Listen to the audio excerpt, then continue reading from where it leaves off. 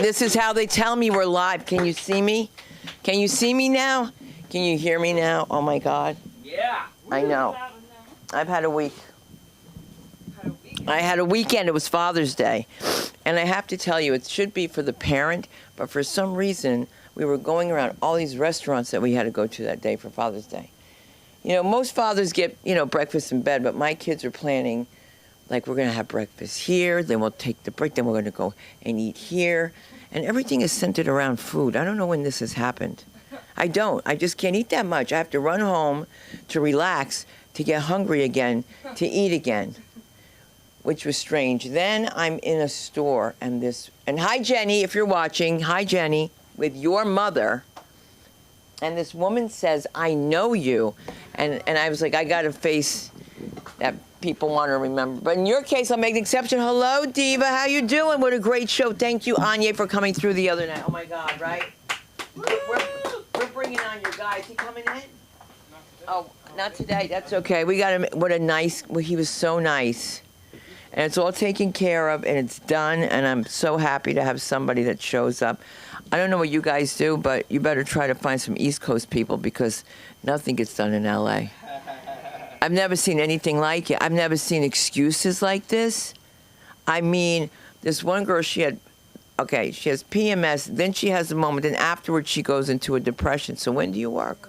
When do you work? Isn't that too much information for me? They call me from my building, and they tell me that the woman who works for me is waiting for me in the lobby. And I came down like a lunatic, and I said, are you fucking stalking me? I said, what are you doing here? You're not supposed to be here. And she goes, well, it's hot in my apartment, so I figure I'd stay here. And that's weird. That's what I'm saying. LA is so weird. And people keep giving me animals that I don't ask for. I'm in the bank with my daughter. I swear I can't make this up. Persian lady says, I'll give to you as gift. This is for you. And she leans in and she opens her hand with a tissue, and she's got a turtle in her hand. Right here on Wilshire Boulevard. And I look at her, and I look, and I was just like, no, thank you. And the turtle's like, oh. And I just couldn't believe that happened. And she goes, it's for free. I'll give it to you for free. Like, that makes a difference. And we leave the bank, because that's insane. As I'm making you turn to come back to get the turtle from the lady at the bank, this time I have to pay for parking now. I take the turtle from this woman. I don't need the turtle. I run to Petco. I get a turtle tank. I get the food. I get the water. By the time Tova gets home, the turtle just dies in front of her. And the valet guy says to Tova, oh, he did. And she says, I hate you, to the guy. He didn't kill the turtle, and nobody should be giving us turtles. And you realize you're handling money. They talk about there's shit on money. No, there's salmonella on money because Persian people holding these turtles in their hands. I just can't get over that. Because you'll never believe what I have now on top of the turtle. The turtle's gone. But my nanny got so upset for my kids, she brought them 2 little turtles. Come on in. She brought them 2 little turtles from downtown that lived on me for 8 years, and I gave them away when we had to get a 6-foot tank. And he's yelling at me, my husband, saying, why can't I ever have anything? Because they're too big, and they're laying eggs. I got turtle eggs. And I call, and the man says to me, no, these are not the kind of turtles that lay eggs. I've got a cell phone. Surprise, I can take pictures. So then he tells me, take the eggs and put them in the dirt outside. I mean, this is a whole bunch to be dealing with, man.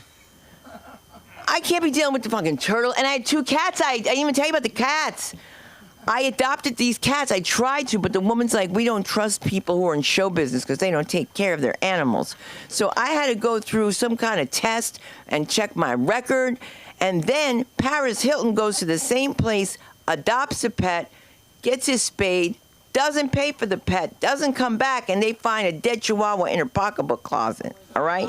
So now I can't get these 2 cats, and now I don't want them because they're not kittens anymore. They're starting to be like, they kind of went to, and I was like, this is a long time, So I got them.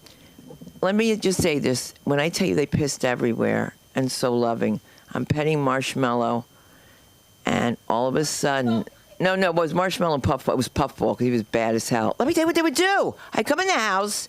I go to bed. I turn around, there's a fucking bird head in my bed. all right? And I'm like, this is mafia shit. I'm out of the house, all right? It's just the head. And the two cats are just, they stand like this.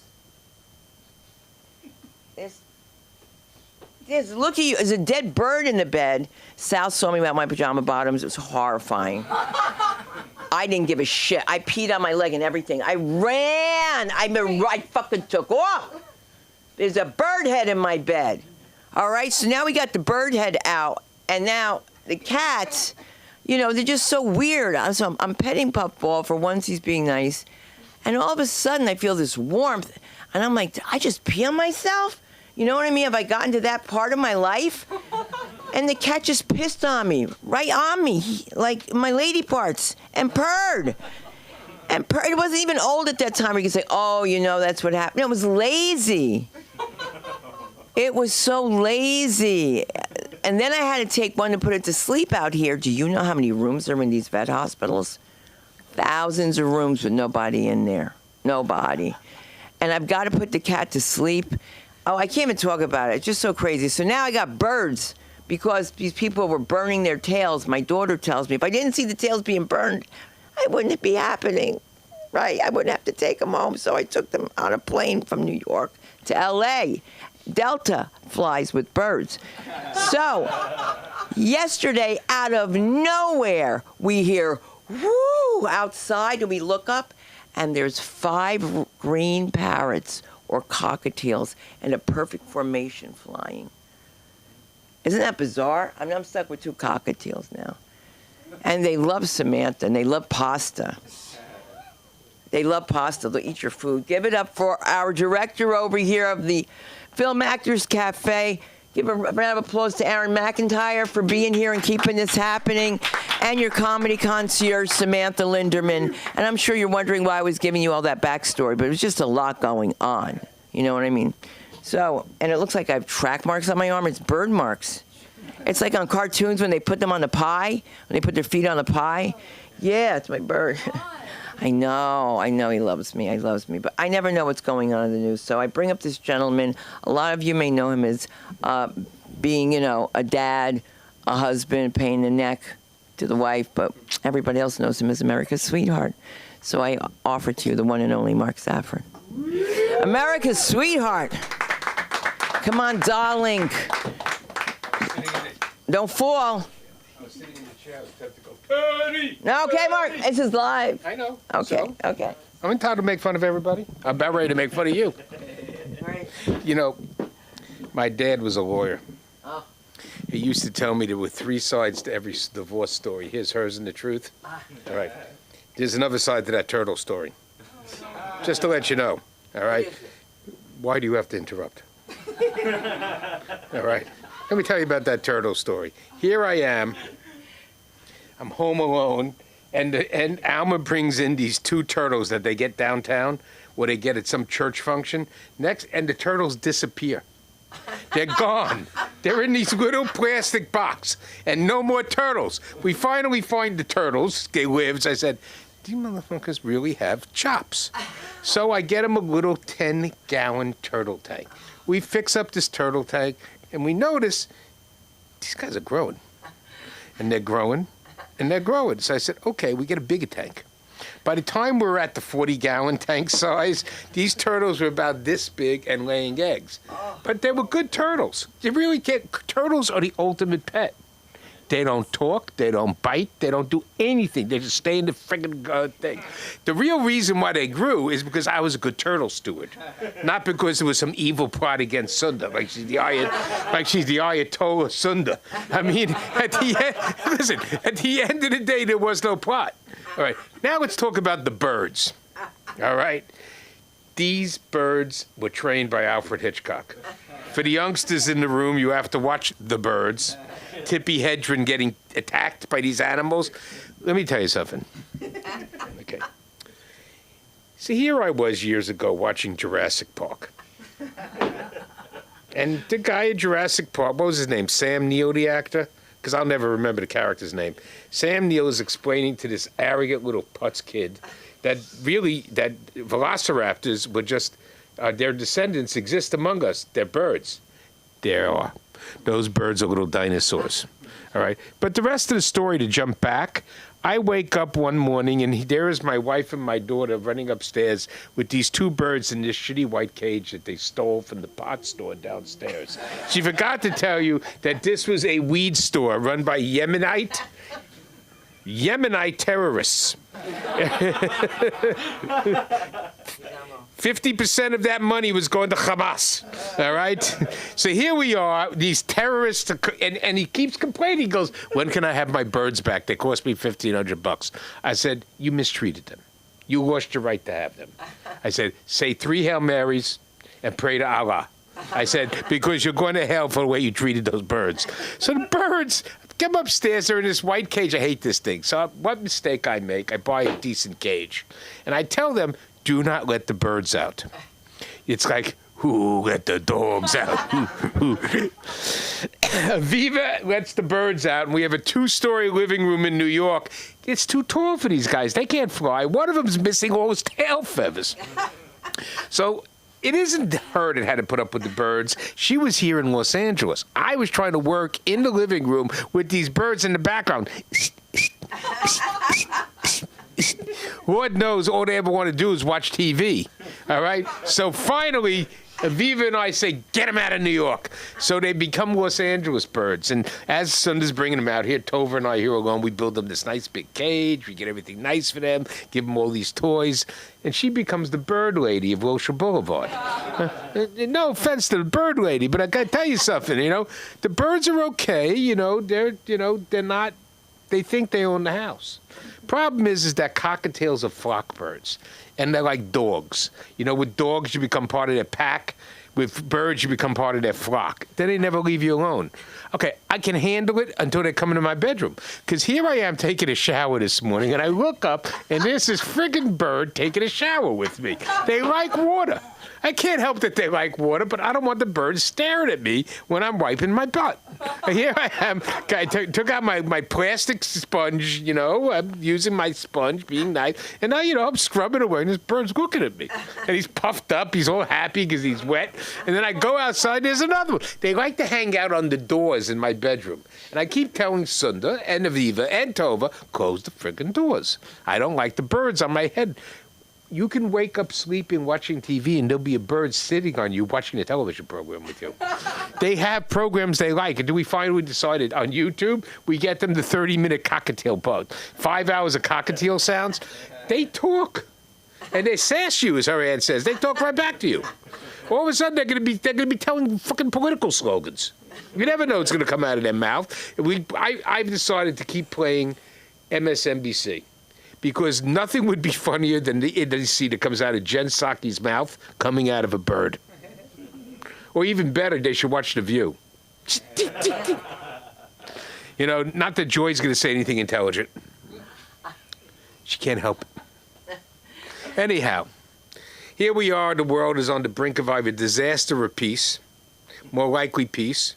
And the funniest thing I saw today, and everybody can disagree on this one, is there's this commentator for Iranian television. She's wearing her obligatory costume, head, mask, the whole thing. God knows what she's yelling. It's probably deaf to America, kill the Jews, kill everybody. And the fucking Israelis run a rocket through the window and blow up the station. Live on television. Brought to you live from Iranian TV, Israeli missiles. Hey, laugh. It was a good strike. I don't know what they thought with all those Persians in Israel speaking perfect Farsi, because you ever notice Persians never learn how to speak English properly? They could be here 3 generations. They are still speaking Farsi. You could talk to any other immigrant to America, 2nd generation. They don't want to hear the native language. No, Daddy, please. I don't want to hear it. I mean, I got a little pissed. My parents stopped speaking Yiddish when they realized we were starting to understand it. Because they lost the edge, being able to talk behind our backs. They love that part where they can talk in their native language behind your backs, and you're just here. You were born in the United States. Like, you really want to talk whatever they're talking. The ones who must really have a problem are Indians. There are 125 official languages. You never know what you could be listening to. No, believe me, you never know. Forget Africa. They have their fair share of languages, and it ain't Swahili. You don't hear a lot of Swahili here. Anything else but. But be that as it may, I mean, we don't all go to Kenya, all right? What, do you want me to pronounce it right? That's way asking too much from me. I'm from Brooklyn, by the way. We take great pride. We take great pride in mispronouncing things. Doesn't any... See, you're all too young. You didn't know the greatest comedy show ever. It was called The Bowery Boys. There was nothing, except for maybe the Little Rascals, there was nothing as funny as the Dead End Kids and the Bowery Boys. And, what was his name? Satch. Not Satch, the other one, the little one, Spanky. He was Spanky, then he grew up and he became another name. He used to use malapropisms all the time. He thought he was speaking posh, but it was always a malapropism. We grew up speaking malapropisms. You grow up where I grew up, nothing gets pronounced the right way. And I used to be able to blame it on a speech impediment like Joe Biden. But I at least had a speech impediment. I wasn't dying while standing there. Oh, boy, they were shaking their heads on the left side of the screen here.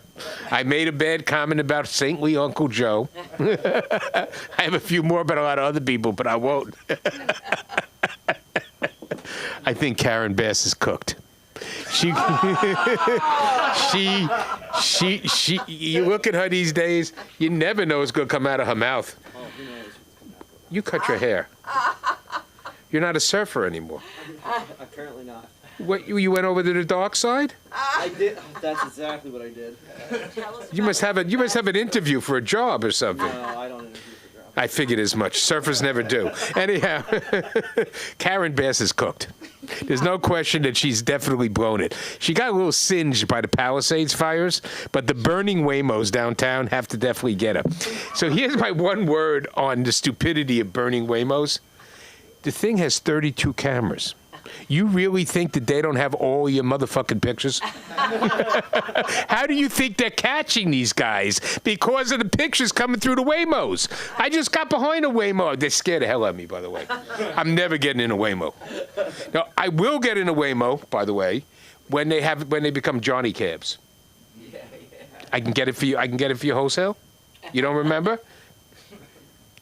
Oh, please. The best Schwarzenegger movie ever made.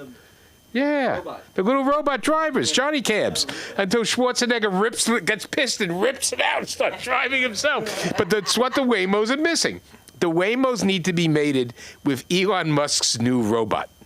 Because none of you have really paid attention. Elon Musk has a robot that actually works. That is scary, all right? Because you know what's going to come next? It's going to be Cylons. No Battlestar Galactica fans here, huh? Yeah. Except these ones have eyes. They're like the human-looking Cylons. Next thing you know, we're going to be having robot soldiers. And you know what the worst part about robot soldiers is? They don't mind starting wars because they figure no one's going to die until somebody starts throwing rockets. Anyhow, not to bring everybody down, but I will go in a Waymo when they have a little robot driver because it gives you that sense of somebody's actually driving it. You get into the Waymo, goes, "Hi, I'm Johnny Cab. Where would you like to go?" I thought I put it in on the app. My Uber driver never asked me where I want to go. He just tells me, in my country, I was Attorney General. I mean, that's the way it is, you know? This is that. That was then, this is now, you know? Anyhow, speaking of Waymos, you realize that those protesters, I don't want to upset anybody's sensibilities, the protesters called those Waymos intentionally to burn them because they could, not thinking that they were taking their picture while they were doing it. It's the same thing as putting a Molotov cocktail on a Tesla. The whole thing's surrounded by cameras. They caught every single MF that went there to burn a Tesla. This shows lack of intelligence. And if you are that unintelligent, why do we need you here in this country? You've just proven you are unintelligent. Why do we need you? At the minimum, if you want to come here, castrate yourself. You shouldn't be allowed to breed. You're too stupid. Calling a car that has 30 cameras to commit a crime. You're either a narcissist like Hillary Clinton, or you're crazy. But speaking of Hillary Clinton, all right. So the wedding of the century for the progressive left took place this past Saturday, while everybody was marching around for No King's Day. And I was wondering, aren't they a little late for Three Kings Day? You know, Three Kings Day? Oh, that's a Mexican holiday. No, Actually, it's a Puerto Puerto Rican holiday.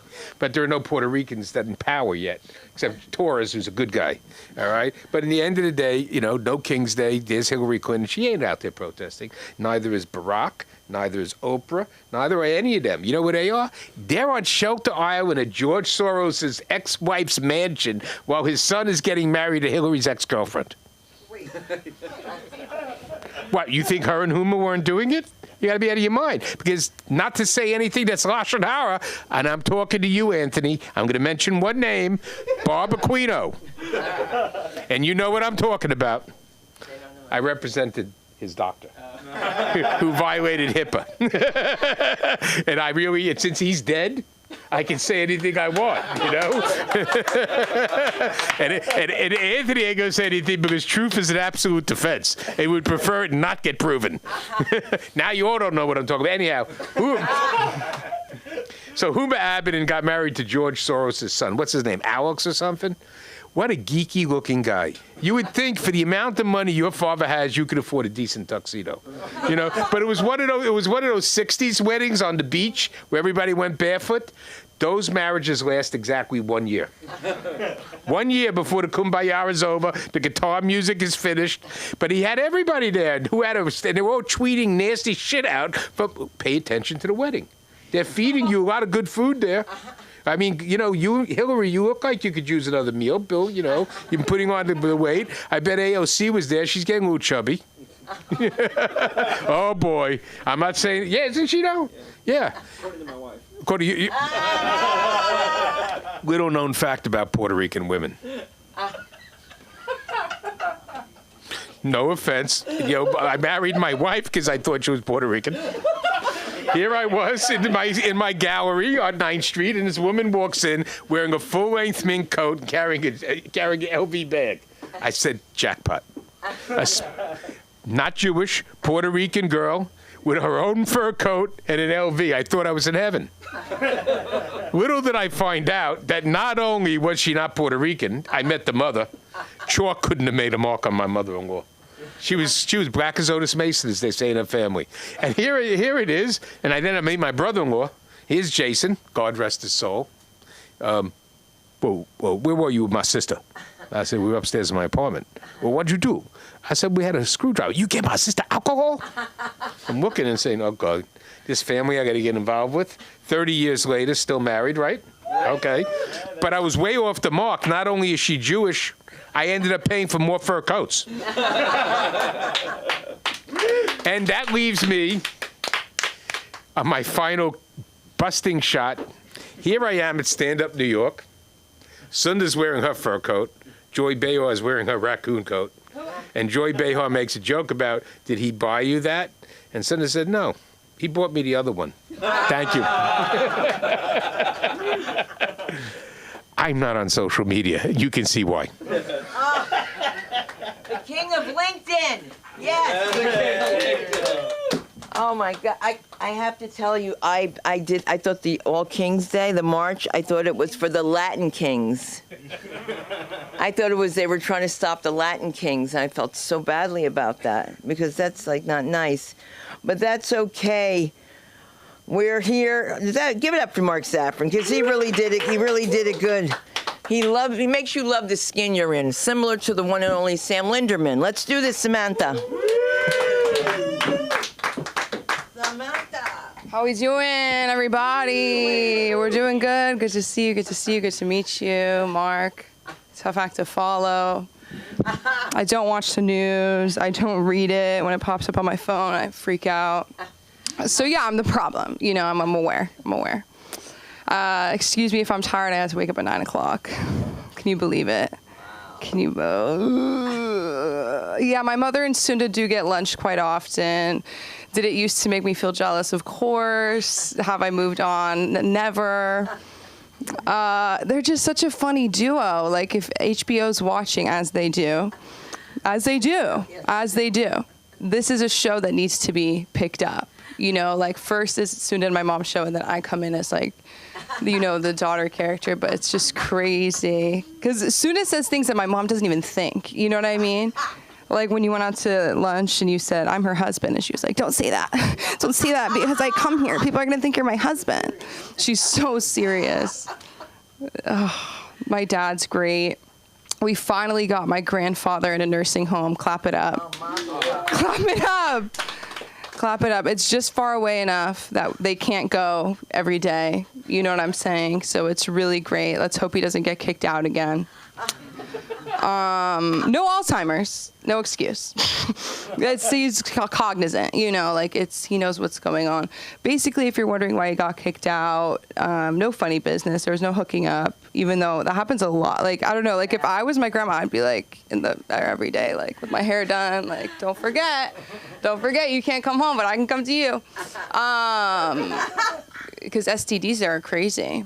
It's true. Nobody talks about it. Because who wants to? Who wants to? Who really wants to? I guess me, apparently. So basically, my grandfather's diabetic, go figure, we're Jewish. And, oh, I'm sorry, that's offensive. That's horrible. But the eating, we talk about it, like every holiday, love language is food, but then also the love language is like, are you really going to eat that? And it's like, you made it for dinner. I'm going to eat it, Grandma. Like, what do you mean? She got a box of donuts for everybody. I got you guys donuts. And I reached for a donut. And she's like, could you imagine eating a whole one of those? You die. And I was like, well, I licked it already. What do I do? So yeah, my grandfather like was eating the nurses' lunches. I don't know why the nurses' lunches were wheelchair level accessible. You know what I'm saying? Like, why would you not put it in a higher fridge? I think that he pointed out a problem that, you know, they should be thanking him for that. How does a diabetic in a wheelchair get? Oh, you double stack the fridge. He's double stacked. So yeah, and then he would go into people's rooms at night and lower their hospital beds. And can you just imagine being like at that age and then you're in bed and it's like I think it was the end. You know what I mean? Can you imagine the screams? I don't know. So he's good. It's all good. This one has more windows, so no one's going to complain. I don't know. It's so funny the things that my family can find to complain about. It's really like if it was a drinking game, we'd be dead. You know, it was like really a lot. Well, the food. And I'm like, again, the food. Like, he should not be eating 5 times a day. Like, this is really good for him. I wish that, like, I could go to like 3 meals a day. That's crazy. Yeah. My grandma, like, when he was still at home, she'd have to hide food in places he wouldn't look, like the dishwasher, the laundry room. You know what I'm saying? I'm opening a cabinet, and it's just, like, bread with the silverware. So that was pretty crazy. My family's really fun. We just went on vacation. We were in Palm Springs. And I don't know what it is about Jews in the desert. It's like, why can't we leave it alone? Why can't we leave it alone? 40 years is not enough. Well, there's a timeshare. There's a timeshare. That's what it is. I won't let myself go to one of those meetings because I'll get suckered in for the next, like, 100 years of my life. Like, my kids will have to do the timeshare. You know what I'm saying? Like, they're good. Like, I fall for a good sale. Like, when I was working retail, I never spent so much money.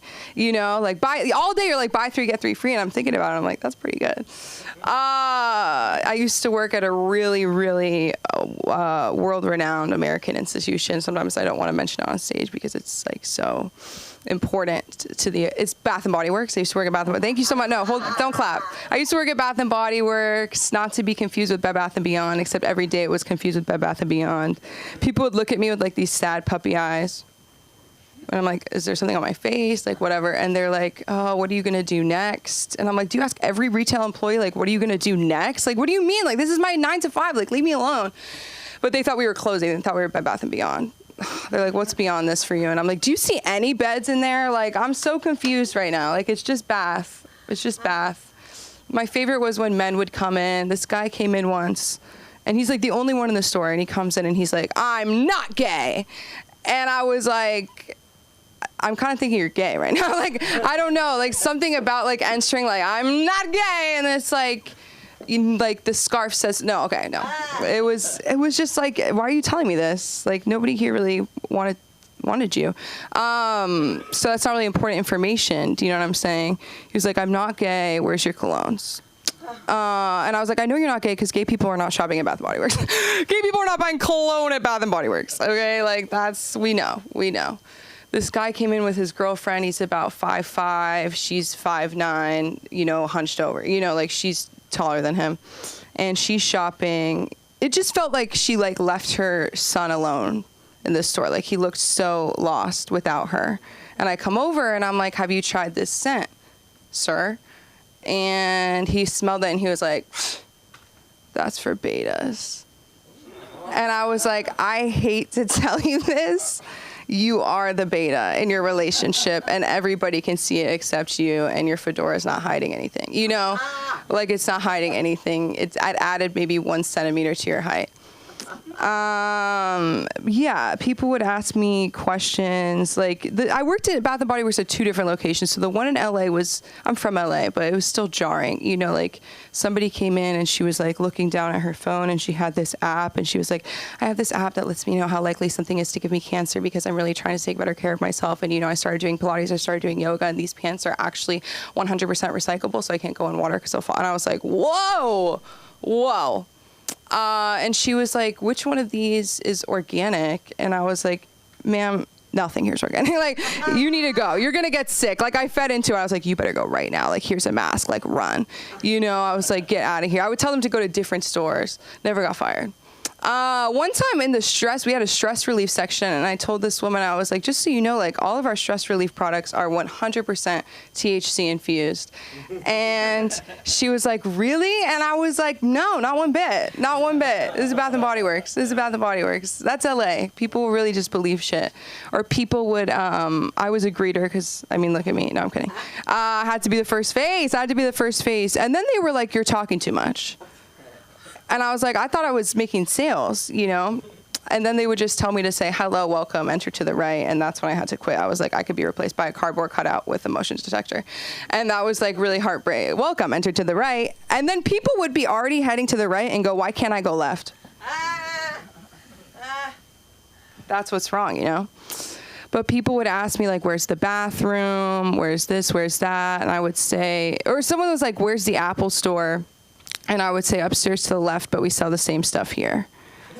And for some reason, it would kill, right? This guy didn't get it, right? I have view of the escalator. He's halfway up the escalator, dies laughing, turns to his wife, tells the joke. She looks at me like, why are you talking to my husband? I don't know what it is about Bath & Body Works. People get really jealous, with dating. I'll end with this. This guy was shopping with this girl, and he was like, they were shopping, and he kept asking me which candles I liked. He's like, do you like this one? Do you like that one? And when she was far enough away, I said, so who's this girl? This is not your girlfriend. I know it's not your girlfriend.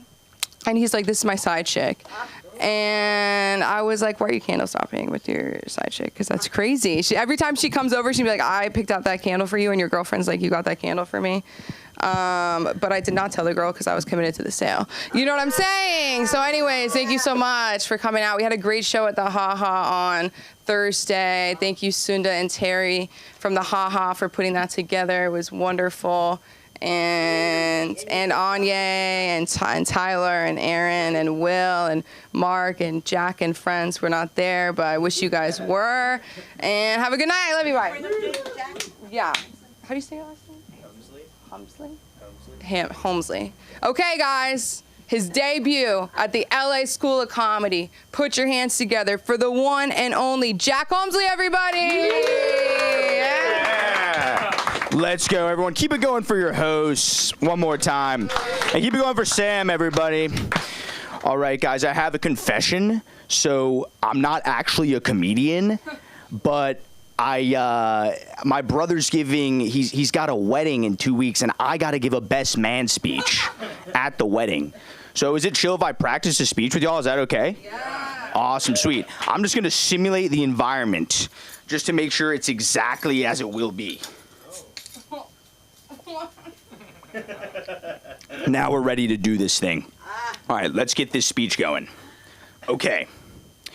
According to the Merriam-Webster dictionary, a brother is a male who shares the same parent or common racial origin. Pause for laughter. But my definition of brother can be summed up in a single word. Derek. Derek has always looked out for me, like when I took acid and swallowed his Iraq war medal. Don't worry, the medal is safe. Let's just say it got dishonorably discharged. Pause for laughter. And Jessica, you already feel like part of the family. You've always felt like a sister to me. A sister who's madly in love with our older brother, Derek. Though, Derek, I still don't understand why you aren't letting me officiate the wedding. Jessica's roommate, Becky, gets to officiate, and she thought tiramisu was a country. Pause for laughter. No, peace and love to Becky. But only because I'm trying to slide. Becky, I know you need a sneaky link. Consider how powerful we'd be together. You, corporate CEO, and me, 3-star Uber driver.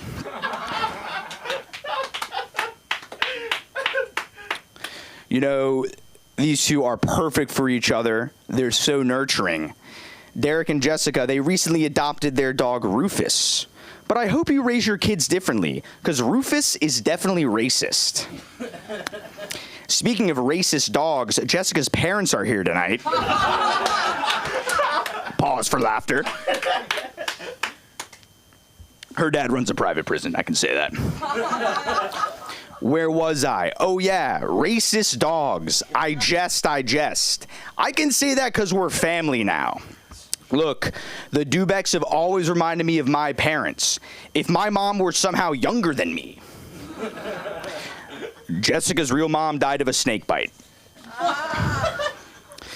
Look, Miss Dubeck, I'm just busting your balls. Can we get them another drink? On second thought, is Miss Dubeck old enough? Pause for laughter. No, peace and love to Miss Dubeck, because once again, I'm trying to slide. Consider how powerful we'd be together. You, Instagram model turned private prison heiress. And me, sperm donor fugitive. Do y'all know it's illegal to donate sperm more than 7 times a week? Thanks, Biden. I'm losing the room. Enough politics. Look, you know, Mr. Dubeck, he won't let me use his swimming pool when I go over. He says my River Monsters tattoo is unbecoming. Mr. Dubeck, please, I be coming. All over your guest room towels. Oh! Pause for laughter. No, I'm just busting his balls. Can we get this guy another drink? On second thought, can we get me another drink? Chug, Jammy, folks. Chug. Go. Chug. I'll see y'all at the reception. I'm giving my time back to the room. Peace and love, everyone. Where do we find you? My name is, and where do we find you? What's that? Where's my name? I'm on, what's it called? I'm on Christian Mingle. I'm on, what else am I on? I've got a lot of eBay. I'm trying to get rid of a bunch of skateboards. My eBay is The Realest Dog 364. Follow me on eBay. I'm going to keep plugging. I've got time left. What else should I plug? You know, I like to hang out at my local dive. I'm the best pool player there. Square Up. Little Jimmy's in the corner of Wilshire and 24th. Come play me in pool, and I'll whoop your ass. Find me there. Try it. Peace. Let's go. Give it up for your host. Oh my God, that would be fun. I love when men try to teach me to play pool and they lose their money. But let's keep it going. Let's say okay, because this guy tore up the stage, the one and only Anya. Yeah. We're almost here, Anya. There you go. Still watching the game. Yep. What's good people? How goes it? Good luck on your speech, man. That's a great speech, man. You're gonna for sure have some opinions in the room. Are they also going with you to the joint? They're not invited. Oh. I'm not bringing these guys anywhere. You'll sneak. Yeah, bring security. Bring someone you trust. You know, that's not one that you bring like a shorty. Like you bring somebody bigger and stronger than you, and at worst you can go 2 on however many. But good luck to you. That was fun. That was fun. I love the energy. That was cool. I didn't expect to be going this early. I'm not gonna lie. I was multitasking. I'm enjoying the show, but I'm also watching the NBA Finals. Mostly because if things go right, I don't have to go to work tomorrow. Shout out to parlays. I love sports betting, like conversations within my friends group chats. 'Cause even though personally, I've realized I can't do sports betting like seriously because I hate losing money. I hate it, and it's like it don't matter the amount. Like I only bet $1 at a time, and I be crashing out. Like I be in NBA players' DMs. Like you know when they post the screenshots, and people like you ruined my life. Like that'd be me. And it's like because even if like okay. My parlays be a little egregious. I'm not gonna lie. It'd be like, cause mind you, I only like betting $1, but like I be trying to win like thousands of dollars. So it's like, it's very unlikely shit. You feel me? I be betting like the ref to trip over somebody. Like I be betting on stupid shit. Like a lot of shit has to go right for me to win, but I still be mad when I lose. Crashing out, man. Especially cause like I realize like I can't bet basketball as much because like. They be too happy after they lose my money. Like, they still be smiling, dapping up each other, kissing babies, you know, hanging out with their family. In the interview, like, it don't even matter. Like, me personally, my $1 gone. Like, I'm eating different for the week. Like, I can't even do... Like, if people are like, oh, but you only bet $1, I'm like, but I could have won thousands of dollars. So, mentally, I lost thousands of dollars. Like, I already had that money. Like... When I put a parlay in, I also put things in my Amazon cart. So I'm ready, like 2 clicks and things are on the way. Like I just need this nigga to make 82 points in one game. Just one game. Nah, it'd be tough, man. But yeah, so we were simultaneously watching the finals, yeah. But I can bet certain sports though. I can bet boxing. Boxing is cool. UFC is cool. I can bet those. Cause like you lose my money, you also get beat up. Like it's a fair trade. Like and then I use you as an example when I bet for the next people. I'm like, hey yo, look who lost me my money last time. Like, oh my God, you did that? No, but this is what happens when you lose my money. Knocked out, choked out. That's for my $1. I want that type of energy. You feel me? Like, if you can't make 5 free throws in 1 quarter, then I need somebody to run on the court and choke you out. That's valid. What do you mean it's never happened before? My $1 says it could happen today. I gotta stop. Man, I lived a different life today, y'all. I woke up dumb early because I went to sleep stupid early. Not intentionally. I took an edible. The edible won. Edible won, man. Edible beat my ass. I didn't think it had hands like that. Like I was like 7 o'clock edible. I couldn't even see 8 p.m. Like I was out at 7 p.m. Woke up at 2 a.m. Dazed and confused. Invincible still playing. Don't know what episode it is. Cause Amazon Prime don't give a fuck. They just gonna keep showing you shit. I'm like, damn, you ain't gonna ask if I'm still up? Like, damn. Amazon gonna get their money. They like, we gonna play whatever. Stay up or not. The show is going on without you. Like. Woke up, all the characters different. I'm like, damn, when he have a little brother? Like, what the fuck? It was just him. Like, where the dad at? You know, if y'all tapped in, you know how far I jumped. They watched the show maybe. Yeah, I was crashed out. I was like, damn. So I woke up at 2 a.m. and I couldn't go back to sleep. And I was like, as a now employed salaried man, I'm not going to be a delinquent. I'm not going to wake up at 2 a.m. and unable to sleep and do what most men would do in that time. It's like, you need to sleep. You know what to do. But I refuse. I said, no, I'm going to be a productive member of society. I'm going to go to the gym with the morning folk. So I woke up, I got ready, got to the gym. I got to the gym at 4, realized my gym don't open up till 5. Okay. Strike one. But it's cool. 5 a.m., I get in the gym, I start working out with the morning people. And then the gentleman taps me on my shoulder while I'm working out. He says, "Hey, would you like to join us for morning prayer?" I said, "Sir, I'm not gonna lie. As someone who grew up in the church, I don't really let strangers pray for me too much because I don't know what you're praying for. Don't know what you got going on. You know, I don't want to associate with my. You know, I might have my thing going on. You got your thing going on. You got bad karma or something. You know, I can't associate." So I got my workout in. I did my little thug thizzle. So that was at 5 a.m. And then I went home, showered, and then I went to work at 9 a.m. I was on time, guys. Clap it up for me being on time.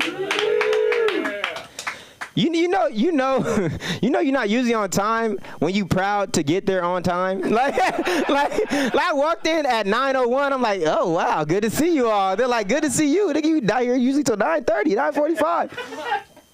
I was like, "Nah, I'm here, 9:01 on the dot, man. Look at me, man." I was walking around the office, nigga, warming up food. I'm doing all the things I never really do because I sneak into my office. I don't know about y'all, but when I'm late, I don't like nobody knowing I'm late. Like, I like to keep that between me and myself because we don't have no, like, clock-in device because I'm salary now. So I just, like, I'll, like, slide across the floor and under all the windows, nearby all the offices until I get to my office and I open the door all slow, like when you sneaking home, like when you was younger. Y'all don't know the struggle.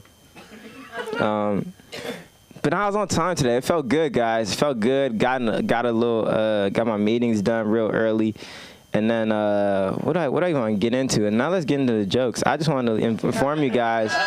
You know, you ever tell people shit just to make other people feel bad that didn't do the shit? Like, I feel like if you go to the gym at 5 a.m., you have to tell other people because if not, why did you go? You know, and I'm not an Instagram poster. I don't be posting like my Instagram gym journey because I feel like it's a lot of big dudes in the gym, and I swear to God, whenever I try to take a picture in the gym, it be the biggest dude in the gym want to be in the background. I'm like, my nigga, this is not a before and after, nigga. Watch out. Like, this is my journey.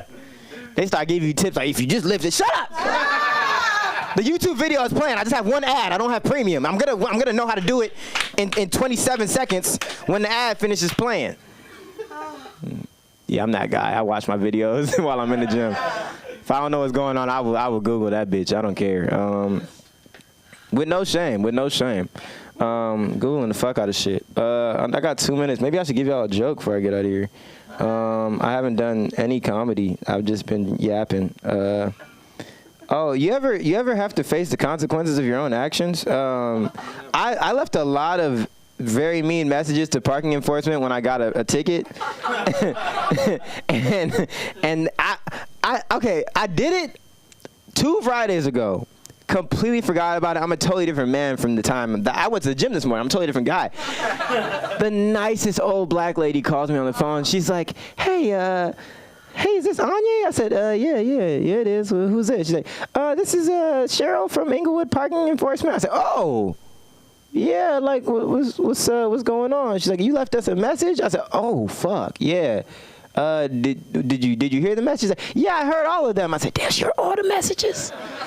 Inglewood Parking Enforcement, sift the messages from multiple people so everyone can hear the message. Don't make Cheryl listen to all my messages, because now I got to face that.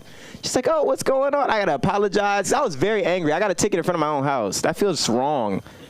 I was blocking my driveway, but at that point, it's my driveway. No one's getting in without me. I left a hug. I was so mad. And I felt so bad because she was like, oh, is everything all right? She was so helpful. She gave me the dispatch number. I don't know why she did that. I'm finna abuse that number now. Like, I don't know. So until I get the next ticket, I guess. Like, I don't know why she trusted me enough to do that. I'm gonna be airing that shit out. Oh yeah, this is what I'm gonna close on. For all my guys, you guys ever check out your Instagram For You page? Yeah, it's a treacherous thing working your Instagram For You page. It's because mine was so good. It was basketball shoes. It was basketball comedy sprinkled in. There's this one content creator. She does OnlyFans, but she also does funny things. Okay, she does funny things as well. I like the funny video, and Instagram's like, oh, ass. That's all you want on your. All you want is ass. Here you go, ass. Like, my For You page is ruined. I had to explain that to everyone. Like, yo, I promise it was just one. I can show you the video that I liked. I have it saved. That doesn't help. Cause then you go to the profile and you gotta scroll to the video. You don't want to scroll because then it's a lot of other stuff. It all blends in. You don't like laughing. You like ass now. You like this video of this girl who posts ass occasionally. This is all you like now. Instagram, please. Give me a chance. I feel like I like five asses. Okay, yes, take up 5 or 10% of my For You page. But one ass does not equal half. Okay, I'm sorry. I recently had my For You page explored, and I had to explain it. I was very frustrated. I was like, no, this is not me. I promise. I like other things. It's a bad look, guys. But clap it up for you guys for coming. Appreciate you guys being here.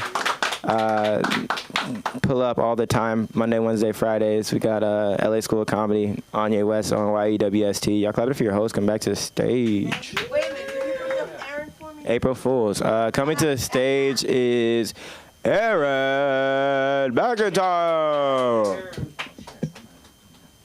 Hey! Thank you. Thank you. I'm going to put that in the center. It's a little obsessive compulsive disorder. How's everybody doing? You doing good? Yeah? You awake? Like that on you. That shit, man. Always. And goddamn it, you look so fucking good all the time. Look at him. He's fucking gorgeous. The Nubian god. Always wanted to be black. You know. I totally did. Because I can't dress, you know? I mean, look at me. I look like a fucking beachcomber. Something like that. Yeah, I was, you were talking about something, Sunda, that I just thought was, no, Sam was talking about, when you go in to a store or something, you go into the store and people will always come up to you and say shit, And I hope you didn't do this, Sam. The whole thing of, I hate it when they say, feel free to look around. What do you think I'm doing in here? It's crazy. And not only that, you'll bring something up and they'll go, can I, anything else? And it's like, well, no, I thought I'd just walk one at a time. I bring things up one at a time. Just put it over to the side. Never understand that. My favorite is, can I help you? Because when they say, can I help you, I go, nobody can help me! And then I run out, and they never bother me again when I go in for some reason. I don't know why. Anybody done 23andMe or Ancestry? No? Yeah, you did? You're somebody in your family did. And they found you? No, they didn't find you because you didn't do it. So you're like the illegitimate child, that they... Yeah, so the 23andMe, they're going out of business. I don't know what they're going to do with all that DNA, I'm thinking that's they're going out of business. I think they're going to sell it to Ancestry, and then they'll have all the stuff. No, it's not true. That's what I heard. No. Oh, good. He bought it back, so he bought my DNA back. That's good. So now he's got it again. It's great because you can find out who, your extended family. I found out about like second, third, fourth, fifth cousins that I never knew I had, of course, because why in the fuck would I know about a fifth cousin? Who cares? But you also find out things that, see my timer's going off here. You also find out about things that, are hereditary, that things that you pass on in your family, right? So I found out that I've got something. I've got a 40-year-old daughter that I didn't know that I had until 3 years ago. So she's 43 now. And I've been looking at the Bible a lot, and the Bible has a lot of stuff about, thinking about selling my daughter into slavery is what I'm trying to say. But I'm probably only going to be able to do the younger one because the older one, I think the statute of limitations is run out on that. She's 43 years old. I probably can't go, hey, sweetie, come work for these people, make some friendship bracelets and sell them out on the streets for alms. Lots of other things in the Bible that I think are there are a lot of washing of feet. They were washing feet like crazy. Every time they go into a bedchamber with a lady, they would be washing feet. I think there's something going on there. I don't know if your genitals are in your feet, but mine certainly aren't. Yeah? They got some clean feet. The rest of their fucking bodies were dirty as hell, but their feet were clean. They got lots of rules, and it's kind of like 2 books. Don't you think? It's kind of like, you're blessed, you're a sinner. It's like, whoa, God, throw me off guard there. But smiting people right and left, lots of smiting. I don't want to be smote. It'd be really, really bad to be smote. I'll go somewhere with that. I'll find something with that. But yeah, the daughter's going in and screwing the dad. There's a lot of sex. It's a very sexy book, is all I'm saying. And Enoch. Ooh, in the Old Testament. Have you ever read that? I don't know what that guy was smoking or doing, but he was doing some heavy-duty shit, man.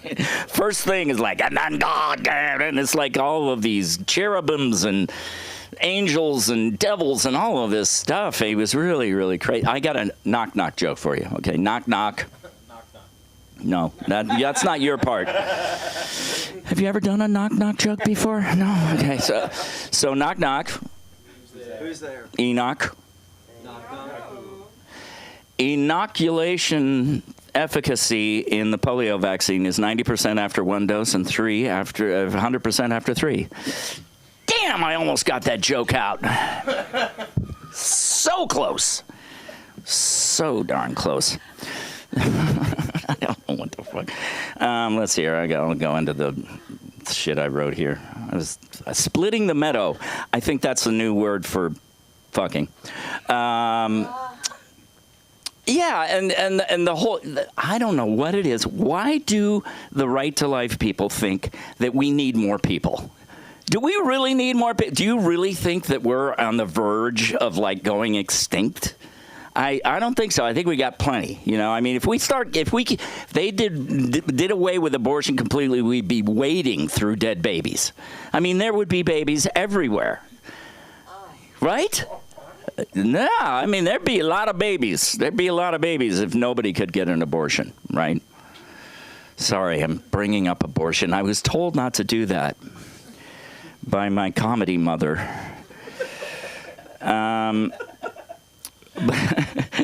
But I do have to say that I don't understand it because the Bible says, and I know they go back to be fruitful and multiply, right? They say be fruitful and multiply. They didn't say be impoverished and multiply anyway, right? They said be fruitful and multiply. You got to be fruitful before you multiply. If you're not fruitful before you multiply, give it up. Give it up. Okay, let's see here. And I shall now gaze into each and every one of your eyes. Don't know what that means. But I wrote it down. I believe in that. I believe in evolution. That's why I think that I'm actually going to come back as a short-legged karate ninja. Because the short leg ninjas would be really cool, right? Because you're really short and nobody would see you coming. You could sneak into work, Anye. A lot easier, if you were a short-legged ninja,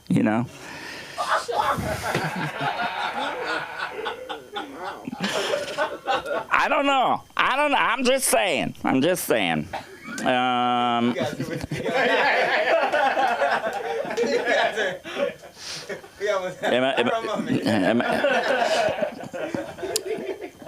Oh yeah. Okay. So one of the things that I've noticed is the whole thing about free speech, right? The Democrats all say they're for free speech. All the Republicans think that they're for free speech, and they're both fucked, man. They're both fucking wrong. But I gotta say that I think that the Republicans don't really want free speech. In other words, they don't want you to be able to say a sentence freely. They just want you to be able to say retarded.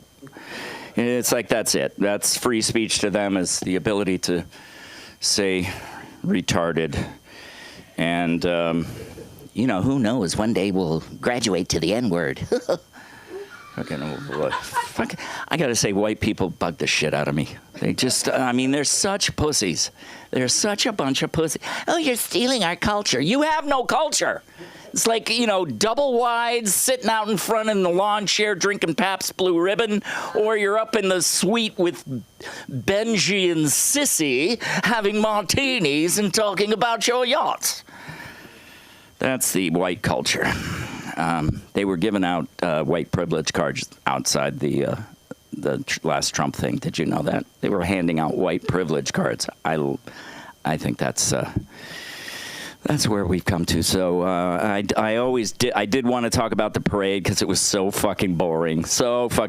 And if you watch the Koreans, they come through with all of these missiles and everything comes through fast, and they're like driving along, and they have a microphone, and a tank is coming along, and they're going, and this is the Hauser tank that went through World War II, and you hear, week, week, week, week. You just hear this little squeaking. It sounded so pathetic, and nobody was there. And I love that, and I'm leaving. My name is Aaron McIntyre. I've got a class here Tuesday night, 7 p.m. Just drop in. It's easy, no commitment to anyone but yourself. And that's it. I'm going to bring Cinda up. Ladies and gentlemen, Cinda Cronquist. In that parade, the Puerto Ricans always have a parade. Yeah. So let me explain about his class a little bit before you guys go. Let's just say that, oh, no, I'm not finished. Okay. I know. But he just threw it away. What I was saying, what he's doing is it's a chance for you guys to drop by if you wanted to work on something, and you get to leave with footage. So you're able to put that on your reel. So you don't have to go through, how you go acting classes, 21 weeks, and at the end of your 21 weeks you get something. He helps you by not forcing memorization on you, and you still walk away with content. Here. Oh, and you know who you can play? From the Monkees, Mickey Dolenz. It's not Mickey Dolenz. No, the one from England. So not Davy Jones. Davy Jones. Thank you. Davy Jones. Right? Let me just tell you, casting calls me all the time I get the craziest calls. They wanted someone that looked like Adam Clayton Powell. Like Adam Clayton Powell, he was with Dr. King when he got shot. But I'm not that old, but you're not going to believe it. I know the friggin' son who looks just like the father. So he's like, I can't, I'm fucked up right now. I'm in Puerto Rico. And I was like, it's a job. So somebody else is going to play his father. Makes no sense. Speaking of America's Funniest Dads, let's give it up for the one, the only Will Cable.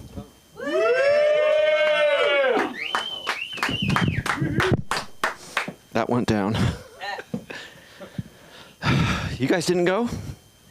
No? Oh, man. I was running in here late, and somebody said, I didn't know Tony Hawk did stand-up. Yeah, and somebody else said the Monkees, and that threw me off until I got the Karate Kid guy, Cobra Kai. Yeah. But when I had long hair, I looked like Shaggy from Scooby-Doo. Which, yeah, that's embarrassed my kids. They're a little different, or maybe I just embarrass them, period, or as all parents do. But I'm different. My kid's a straight A student, a varsity athlete. Such a disappointment. Yeah. When he was 7, he hit the game-winning run in Little League. In the car on the way home, he said, "Dad, you have no idea what it's like to be as good as me." I said, "Son, just keep pushing the car. We're almost to the gas station." Yeah. My overachieving son, who I let down on a daily basis. Sometimes we need a little time apart. So my wife and I went on a date, getting ready to go out. He comes in the door. Wasn't trying to sneak in the way he does at 3 a.m., but it was in the afternoon, head down on the phone, right by us. And I was like, hey, and slammed his bedroom door. And I'm like, I'm going to go tell him that we're leaving. And I went up to knock, and I could hear him in there just berating his friends on Xbox, flexing. I don't even know what that sounds like, but that was going on. Whatever a teenage narcissist does, that's what was going on in there. So I said, screw it. He's not going to notice if we're gone. So we get to the show, and immediately we hear people walking around saying we have shrooms, Molly, and acid. Right up to me, a dad. And I'm with my wife, and I'm like, whoa, buddy, give us all 3. We don't go out much. And boy, we like it. So, $50, $100, all my money. I'm feeling better for a change. Walking along, hear that didgeridoo in the background, that blah. Oh, it's my cell phone. FaceTime. Dad, I broke my nose. No, you didn't. Not tonight. Click, right back in the pocket. His nose wasn't broken. I mean, as far as I could tell. I was seeing Paisleys and unicorns. But then I hear this voice, and it's like, you go into the show, I'll go home and take care. You're not going anywhere, dear. You're on the ground on a planet far, far away. Again, his nose wasn't broken. He had, I'd seen him after baseball. How could it got broken? Oh, man. Yeah, that kid. Speaking of kids, I have another kid. Forgot about him. But you can't. He is the younger one, the left-handed one. The always naked one.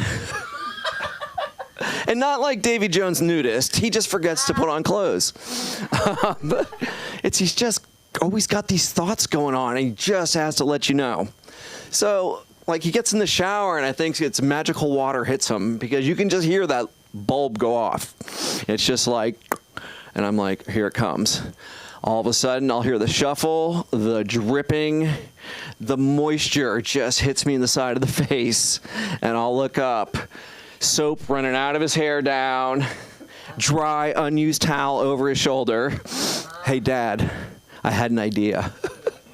Now, I want to be supportive, because that's what dads are supposed to do, I'm told. And I said, okay, Adam, what's going on? Going to start a nonstop flight from LAX to Bali. 17 and 3/4 hours. Going to be a game changer.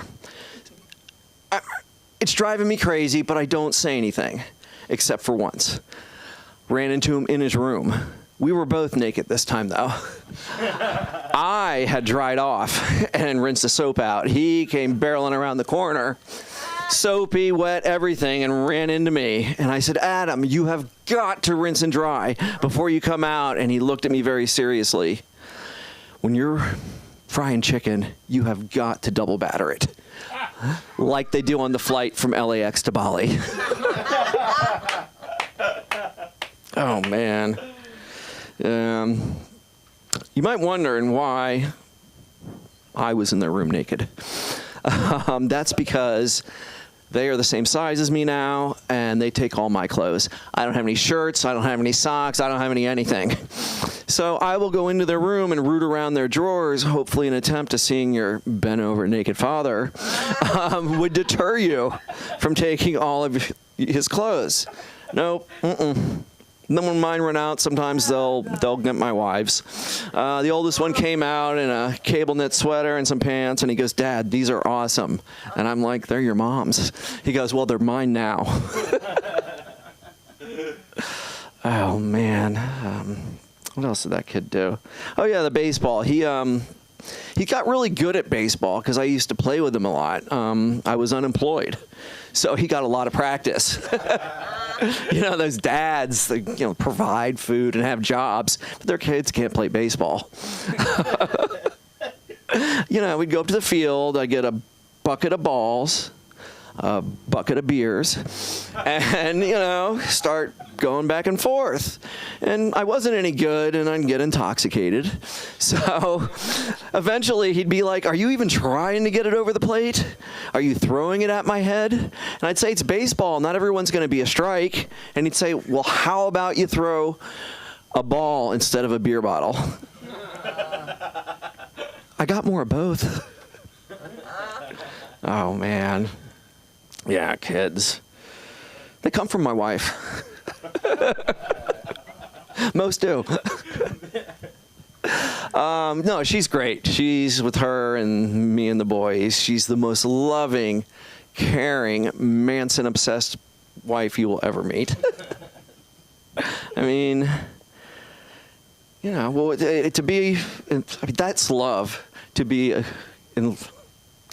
damn it. I mean, I don't know if I'm going to wake up every morning. Just put it that way. I mean, that's love, to go to bed with someone that's obsessed with ritualistic killings. Oh, man. She said we needed to get a dog or we were getting a divorce. So I figured a dog was easier than a divorce. She looked up free dog at the no-kill shelter. When you go to get a free dog at the no-kill shelter, you get a very, very poorly behaved animal. So for $300, I got a very, very poorly behaved animal. I mean, it what was it? Redirected aggression. So we'd eat the pillows, and what are the down pillows? You know, a lot of feathers. It ate the wetsuits. It ate my car. And when I say car, I mean the springs, the seat, the steering wheel. And, you know, you hear, oh, a little fluffy, it got a ball stuck or whatever. It's got to have surgery or else it might die. Well, I kept my eye on this dog. Didn't pass springs, you know, metal. Didn't press foam, nothing. So I sat on it. It turned into a seat. It was so comfortable. Oh, man. Yeah, my Manson-obsessed wife. She was in the kitchen, I guess it was last night, just chopping up carrots. And she paused and goes, do you think if I were in Southern California in the 60s, I would have been picked as a Manson girl? What do you say to that? I mean, I'm a husband. I got to say the right thing, right? Absolutely, dear. You would have been his favorite. The sex, the drugs, the ritualistic killings, you were already made to be there. Oh, my God. All right. Went to the cemetery this weekend. It's not what you think. No. It was for fun. You know, we'll go on Sunday afternoons, catch the 1 p.m. funeral. The food is to die for. You can just walk up there, tell the kids, that's dinner. Stuff your pockets. All right, I'll leave it at that. I'm Will Cable. You can find me at Will Cable on everything, WILCABLK, and on June 26th, I'll be evil Tony Hawk on Perry Caravel Live. Oh, my gosh. And here is Sunda. What a great show the other night, too. Oh, my God, what a great night. I'm so exhausted. Who's this?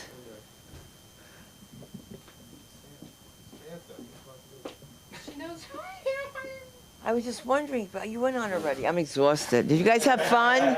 Did you guys have fun? Yeah, absolutely. Good. Well, listen, if you know anybody that does stuff like, you know, we're looking for interns all the time, looking for a publicity intern. We're looking for someone who can run the board, someone who can do audio, stuff like that. That would be great if you knew somebody. So tell them to drop by. You know somebody, but he's covered in soap. My daughter wore my shirt in front of me yesterday. It was something I paid full price for. I was not happy. And she kept saying, what are you staring at? What are you staring at? And I said, that soy sauce stain on the front of it. And she says, no, see, he goes right to support her. No, it wasn't. It was her drink. Does it make a difference? It's mine. I hate it with a passion. And when they say they're not wearing my things, spaced out to hear the boobs. It can't be me. It can't be me. So anyway, we meet here Monday, Wednesday, and Friday. If you're thinking of doing a podcast, here's the place. We're going to have a day of headshots. Hopefully, if I can, no, it's happening. We're going to have a day of headshots. My suggestion, you should have 2 looks. None of my business, but like one could be whatever you want to be, and then the other one should be somebody that's a host. Hosting's a big thing. You know, people got to stop you on the street now. That guy from Fox has a whole friggin' show now. Oh, who do you think is great for president, whatever, and he's making money. So it's not, right? Making all that kind of money, and we just sit here and have a good time. And that's great. If I don't have your phone, tell me. And Mark makes money. Mark is on the phone right now, okay? I'm listening to all of you. We were having fun. We were having fun. Slings and arrows. This is crazy. Where are you guys from? New York, Where? Brooklyn, and Jersey. Where in Go to Jersey? high school. Well, I went to Tenafly High School. Oh, nice. Tenafly. You didn't go to high school in Brooklyn? No, he's from. I'm visiting from Brooklyn. Living I'm in- from North Carolina. I living moved to the in city Brooklyn like now. 6 years ago, so I've been out there. North Carolina has talent. They do. We were out there. Where were we? I was in Charlotte. That's where we were. With. Don't call him that. You got to call him Scott. Yeah, call him Scott. Don't call him Carrot Top. I'll call him Rich. I had to work with him. He's very nice, though. He's very nice. But that's good that you guys are. We're in Jersey. Well, Northern Journey around Tenafly area. Right. Bergen County. Bergen County. My whole family runs Bergen County. Nice. Nice. I mean, back in the day, it was just the hospital, Hackensack is George Kronquist. All the cops were Kronquist, the firemen were Kronquist. But people never think I'm related because I'm black. Isn't that funny? How could you be a Kronquist? But yeah, Route 4 all the way. Nobody understands where we come from, okay? We can't shop on Sundays. It's called the blue law. Oh, it sucks. Nobody believes it, though. When I say you better do everything today because you can't do it tomorrow. They said, why not? I said, can't shop. I said, why not? I said, blue law. What is blue? I don't fucking know. But it's a blue law. You're blue because you can't buy anything. That's what happens. Eddie Murphy moved across the street from my aunt in Englewood. And my husband had a client in Tenafly. What nursing home was that? And they said it wasn't a nursing home. Mark! You put my mother there. I had to put it somewhere. Oh my God. And she wasn't even sick, like old. She had cancer and she was cursing everybody. I tell you, I wanted to do fucking occupational therapy. Oh my God. Friendlies. By the The Friendlies. Friendly's completely gone now. It went from Friendly's Glass, to huh? a fish That's a spot. steakhouse now. Now it's a steakhouse, yeah. I have to tell you what happened to me at the Friendlies. My mother says she liked the sorbet I had. So the guy says to me and my other black friend, Susan, he says, I said, we have the sorbet, we'd like to have 2 to go. And he says, oh, we only have 1 flavor left. So I said, can you please tell me? And he goes, I'm really sorry, but it's watermelon. So I said, okay, we'll take 3. It was too crazy. Yes, that's where it was. And then I thought I saw, they were all Orthodox Jews over there, so I thought it was being funny. I say to this guy, I didn't know there was any Amish over here. He goes, I'm not Amish. It was a fucking joke, David. Anyway, we're crazy Jews from out here. So help us, support us. You know, if you could say something nice about us, let us know. Normally I sit there and take pictures, but I can't because I'm getting used to these new glasses. And it's been a great night. And I want to thank everybody that came and supported us at the Ha Ha Comedy Club. Really, it's so hard to get into these clubs. You guys think it's easy, but and that's a big deal, right? When you get there, you're like, I'm at a real club, and it's serious. And I had just done the Laugh Factory, so that was not as much fun as the Ha Ha. I got to tell you that. And so Samantha, I applaud you for coming in tonight to get me going. And you guys follow us. Follow me. Don't follow me. Please, I get so nervous. I will be so nervous. You can follow me at Sunda Live on all platforms. And there's nothing else I have to say except watch my special. That's right. I have an hour special on Prime. And I like Prime. Yes. And you know what, Anya? I like Prime, I think, better than Netflix. It's starting to change. Got some good stuff on there. It's a lot, I know. It's a lot better than Netflix. It is. Netflix just sucks. Netflix just sucks. The only thing I want to watch now is the guy that jumped in the submarine. What's his name? What's his name? What's some? I thought you were talking about the submarine that. Yeah, the Ocean's Gate. Yeah, I watched it. Oh my God, that's right. I'm trying to get to it. Ocean's Gate, that's the one. And you can see the guy's face. The kid's like, I don't want to fucking be here. The Indian guy was just like, I want some curry in a hurry. Get me the fuck out of here. He should have farted first. They would have all been out. That way they would have been saved. I'm sorry, never use the word fart in black families. I'm so sorry. I can't say that. I can't say, neither can this one over here, Aaron. But come by on Tuesday. Take a look at the acting class. We are working with Dustin Chafin from the Right Club. He has people come in. We just had Titus come in, Christopher Titus. We have people, Lori Kilmartin we had from Conan. We have Nick Thune, very good people. These are really good people for you to, like, when you're here, drop by, do some shit, get it done. And if people tell you you're funny, you probably are, so call us. At the LA School of Comedy, thank you very much, Samantha Linderman, for all you do. The concierge, Samantha, and of course your acting teacher. And now I'm gonna say, buenas noches. Make sure you pay Samantha, yay!